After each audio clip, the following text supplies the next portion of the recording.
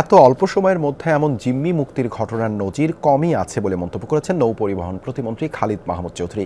নিজ বাসভবনে করা এক ব্রিফিংয়ে প্রতিমন্ত্রী বলেন, নাবিকদের মুক্ত করার ঘটনা এবার নববর্ষে নতুন মাত্রা যোগ করেছে।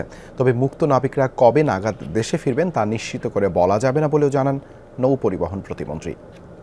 কয়েকদিন যাবতেই না প্রথম থেকেই আমি শুনতেছি যে মুক্তিপণ বা টাকা পয়সা এটার সঙ্গে আমাদের কোনো ইনভলভমেন্ট নেই।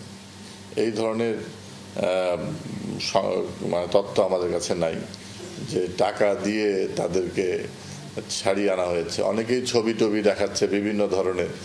এখন এই ছবিগুলোরও কোনো সত্যতা নাই, কারণ এই ছবিগুলোর কোনো সত্যতা নেই। কারণ ছবি কোথা থেকে আসছে, কিভাবে আসতেছে আমরা জানি না।